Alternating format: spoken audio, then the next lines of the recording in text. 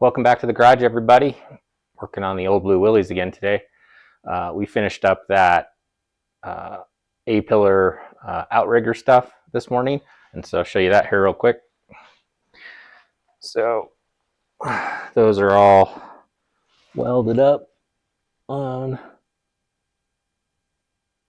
and then tack welded to the frame, and they'll get fully welded when everything gets torn apart. There's just no sense in trying to weld out a position and all weird if you don't have to. So those are all tied in now, and all that structure's there. I do have to add, so there is a let's see here. Oh, there is a, so this is the cage plate that the A-pillar lands on. This is the dash plate behind it, and that's what the A-pillar down tube attaches to. There's also another plate on the back side, and I need to build a little gusset that connects those two things on that back plate to make that stronger. There's a bolt down, bolt hole down here. I don't know if you can also, so there's 4 bolts total. So that'll help tie that together a little bit. Got to do that on both sides, but I got to pull that back plate out, which I have to undo all these, and I'm not 100% sure if I want to do that until I pull the cage. So I'll probably do that later, but that still needs to be done, so I'll note that. And then yeah, other side too. So that was this one. So just basically a mirror of the one on the driver's side, just passenger side. It was about 3/16 inch longer. That's just flat fender stuff, because trying to build things as straight as you can, but eventually you get off a little bit. So same thing.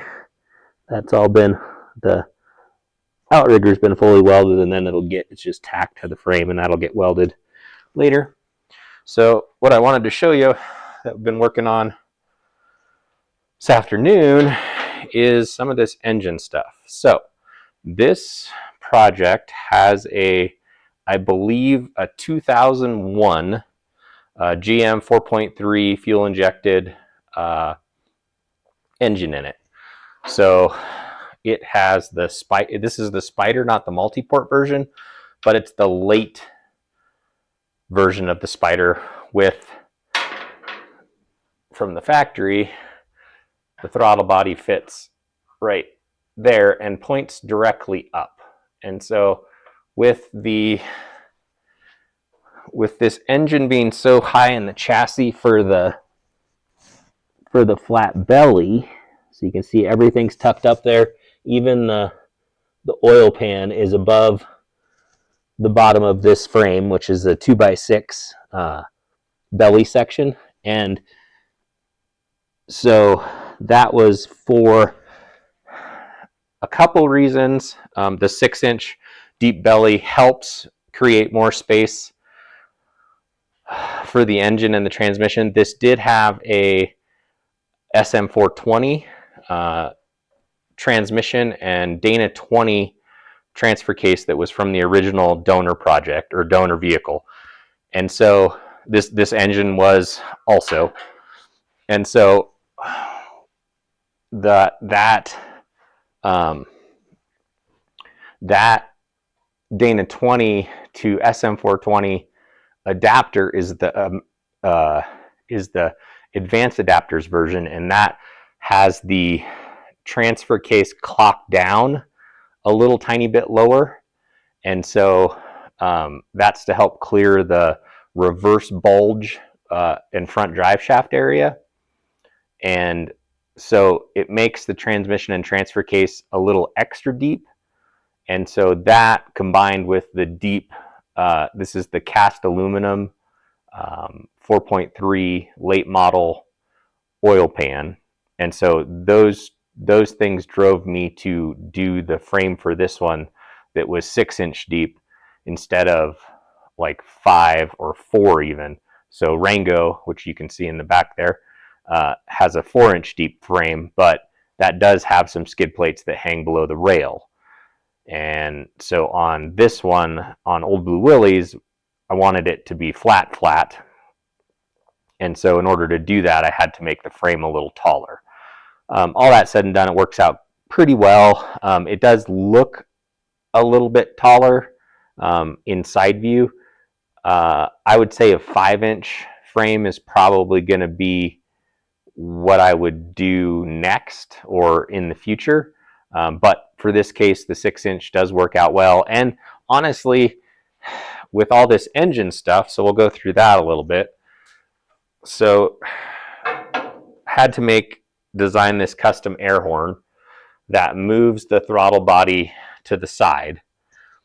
So that moves, it turns the throttle body 90 and points it that way. And then this is just dry airflow, so I'm not too worried about the angles. I did do some flow analysis in the computer because I'm a geek like that, and it all looks fine. I mean, this is just a 4.3, stock 4.3, so we're not trying to make a billion horsepower or anything. But what I ended up having a problem with was that this is the actual stock throttle body that came with the engine, is that when it was rotated, all the stuff for the throttle, where it needed to pull from and all that just didn't work out very well. And then also the other thing you can notice is this throttle body really doesn't have anything substantial to attach an air cleaner to. This is only about a 1/4 inch, 5/16 lip right here. You can see that. And so I started hunting for another throttle body, and what I came up with was this is the one that's on here right now, or currently, is a 4.8 cable drive LS throttle body. And it appears that all the sensors are the same. It's only 3 millimeters bigger bore, so I think that'll be fine for tuning. And it has the cable drive that points in the right direction. So this is designed to pull, let's see here.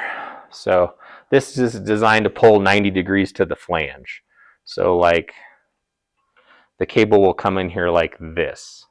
And so then I can run the cable around the engine and to the firewall. So that all works out pretty well. And then it also has a much, actually larger diameter also, which I think will help with airflow a little bit, but also a much wider flange for the air cleaner to attach to. So I have to put I believe this engine gets a mass airflow sensor and then a 90, and then I'll put the air cleaner hopefully in this area here. So yeah, this is just a mock-up with my home 3D printer, and I'm getting pretty close with the design now, and then I'll send this design off and have it commercially 3D printed out of better material, like laser sintered nylon or something like that. And so this is also a plastic intake here, so I'm not too worried about this being plastic as long as it's good enough plastic.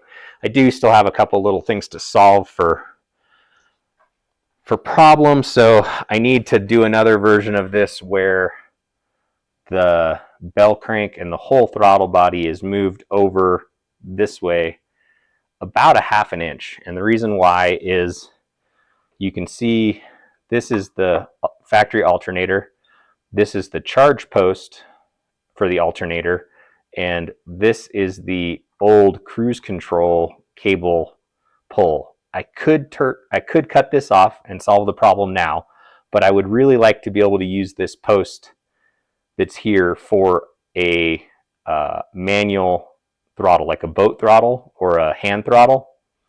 And then this will be, then the regular cable will attach to the regular bell crank. But what happens is this, just before it gets to full throttle, you can see we're about 3/4 throttle and or so, and it hits right there. You can see that.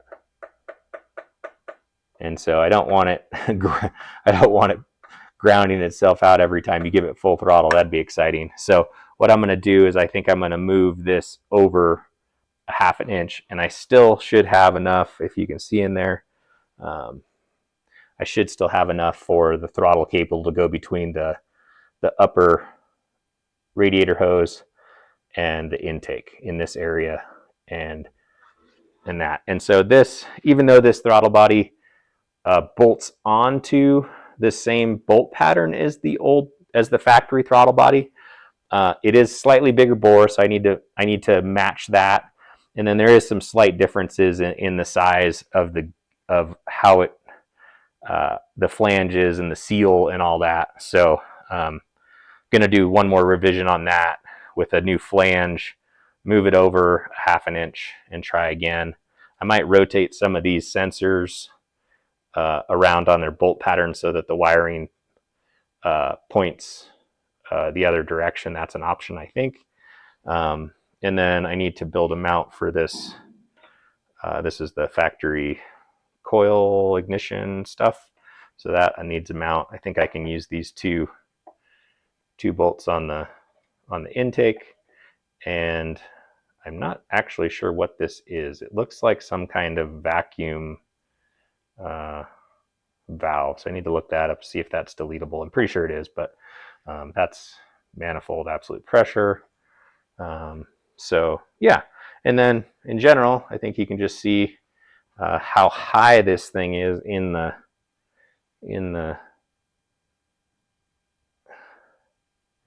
body to get that flat belly. But other than that, this is just give you a little tour in here of all the stuff. So engine's mounted. It is on some, I believe they were advanced adapters motor mounts that came kind of half installed, so I reused those. It's got Sanderson headers on it. And then engine is fairly complete in factory without a ton of mods and deletes or anything, but some. And then was able to have enough room for a thermal mechanical clutch, which I like because they're bomber for cooling. This radiator came with the project. It is a 22 by 19 radiator, and you can see there's not much extra room at all on either side. It just barely fits. These are the factory headlight buckets, and so I did leave a little bit of space between the grill and the radiator, but I also put a power steering cooler in there. But other than that, these are the shock towers with a brace that forms the upper radiator mounts. These are XJ upper radiator isolators. Neat little trick to use those to mount these flanged style radiators. You can cut them down. They just have a little post mount there, and so that just this bar just clamps down on the top of the radiator with these bolts on top of the shock tower, and then was able to keep the battery up here. This is a Group 51 battery. I've had good luck running these, even though they're smaller, but have good luck with them in Jeeps like this. But was able to sneak that in here, even with the factory stuff there. The shock mount. This is the battery hold down, which is integrated into this crossover tube also.